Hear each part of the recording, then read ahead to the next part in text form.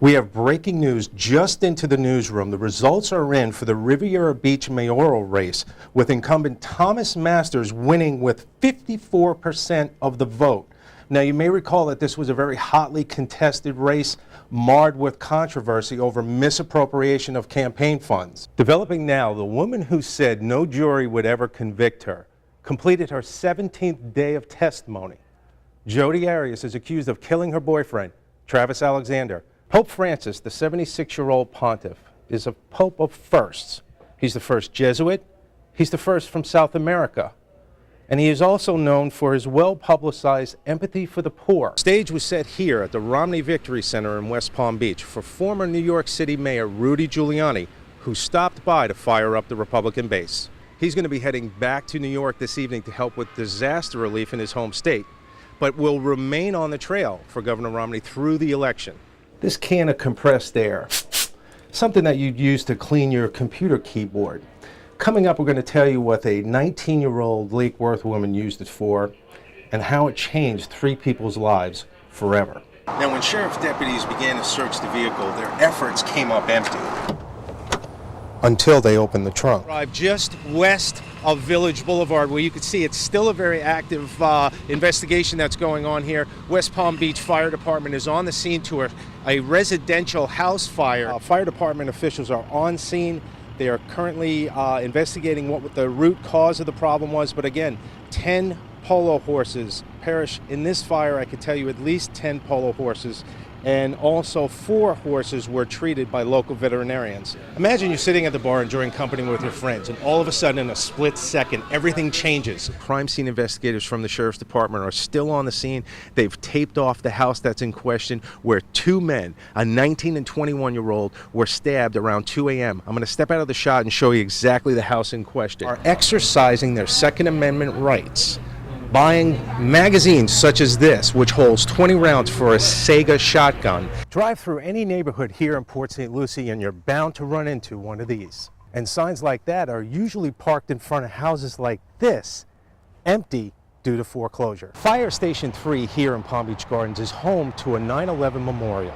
Now, this beam from the North Tower is symbolic to you and I of that tragic day, but for one local man, it means so much more. Now, John tells me that this anniversary is particularly difficult for his wife. However, she takes comfort in knowing the fact that John, all the work that he does with these kids, helps perpetuate their son's memory. As a parent, when your child is sick, nothing is more important than getting them the help that your child needs. Today here on Flagler Drive in downtown West Palm Beach, where over 1,000 runners and walkers showed up for the Susan G. Komen 5K run. Here at the Delray Beach Garlic Festival, there's so much to do. There's over 300 vendors, live music, and of course the fantastic food. Good evening, I'm Robert Catanese. Thank you for joining us. Amazingly, no one on the ground was killed when a ball of fire exploded in the Fort Lauderdale airport. The owner of that repo business told WPBF that damages from this crash will cost him hundreds of thousands of dollars. The beach man has been charged with using his job to send oxycodone pills to New England. According to the criminal complaint, Jonathan DeLue worked at UPS. 2 people were killed and a 3rd was hurt when a scissor lift collapsed. A Boynton Beach woman came face to face with an intruder in her home in the middle of the night. She tells WPBF exclusively how she was able to protect herself and call police. Martin County Sheriff's Office deputies are trying to nab a group of pillowcase burglars they say strike in the middle of the day. Tonight, the Ultra Music Festival is underway in Miami. OSHA inspectors were on site inspecting the venue after a stage collapse last night. You were looking at exclusive video of a suspect surrendering to police. This after an intense 4-county chase with speeds topping 100 miles per hour. I saw a whole bunch of flashing lights, and then I was holding my wheel. I'm like, oh my gosh, you guys, what's going on? I just saw a minivan, green minivan pass right by me in the left lane, and then 30 cop cars just passed it right by it. Police say the suspect is this man, 36-year-old Samal Hammond, and this wild ride all began in Dade County. Shots were exchanged between the Metro-Dade police sergeant that arrived and the suspect, and then the chase was on. And that chase ended here in Martin County with police deploying stop sticks along the way.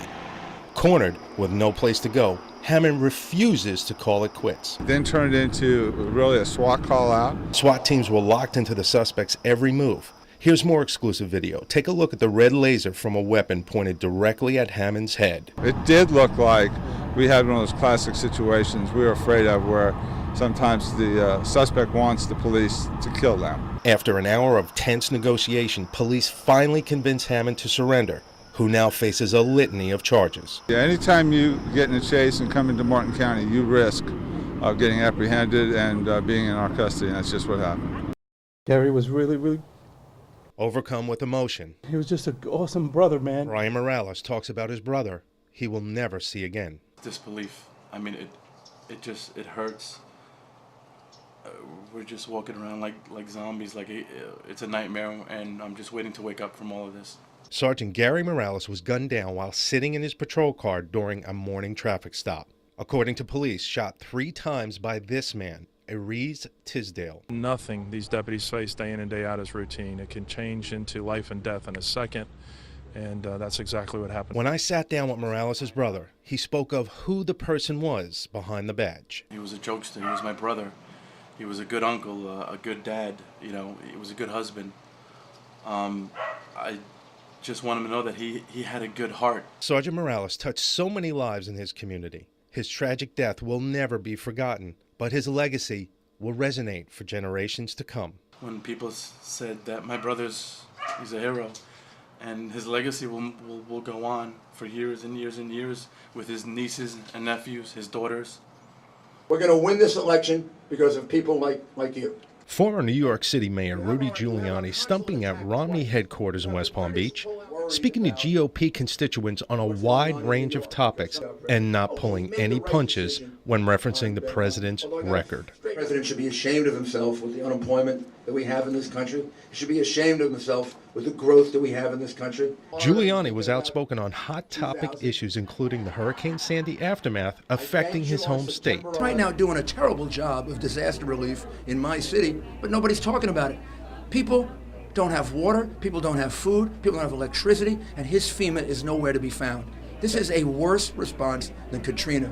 There are gas lines that are 2 miles long in New York. There are elderly people on the Lower East Side that don't have heat.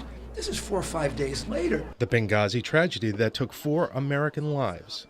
The same lack of attention that's leading to this terrible disaster recovery in New York by President Obama is what led to the death of our 4 people in Libya. This was a breakdown in leadership that is so great that it should be faced before the election. And this man shouldn't be allowed to continue to be president of the United States. And the state of the election just 48 hours from the polls closing. Well, of course, it's very close, but I think the momentum is all with Mitt Romney. I see states like Pennsylvania tied, Minnesota tied. The former mayor knows the significance of this election, as does the Republican base. His vision of the future, summarized Sunday morning. Wednesday morning, we're going to wake up, and our country's going to be going in a much different direction, toward more jobs, more opportunity, a strong America that we can be proud of, and a president who will not leave our people behind. It's really sad when you wake up and you hear something like this going on in your neighborhood. When Isidro Zavala took the lives of his 11 and 12-year-old sons and then turned the gun on himself, all while his estranged wife witnessed the unimaginable horror, this quiet Boynton Beach neighborhood, the very next day, was the scene of a march for peace, healing, and prayer. Well, we were just letting them know that we're here with them. Their faith is strong, so that's a good thing.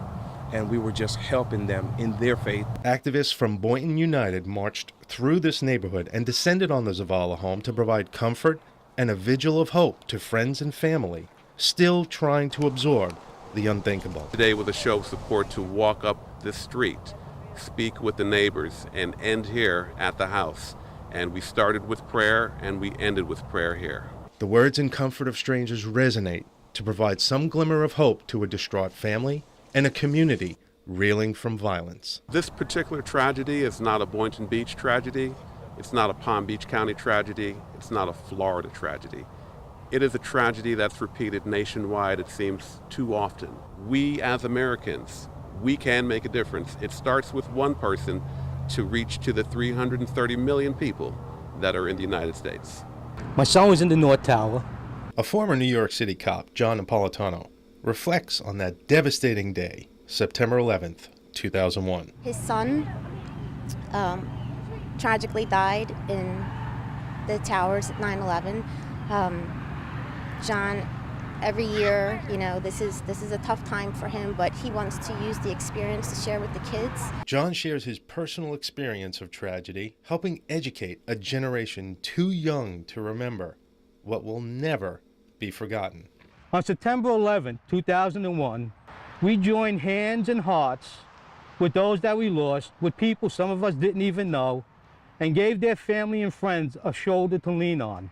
A history lesson for these students from Bright Futures Academy. Artwork presented to Palm Beach Gardens Fire Station Number 3 in honor of the 9/11 victims. It's a show of appreciation and gratitude. It's important because they need to learn from this. They need to learn what families went through and the importance of family today. They need to know what it is to have pride in the United States, what it is to be an American. These kids learn a valuable life lesson in courage of the fallen and pride for a country.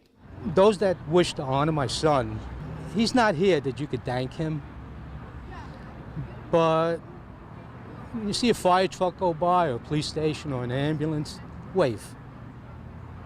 Be surprised. They're going to see it, and it'll go a long way.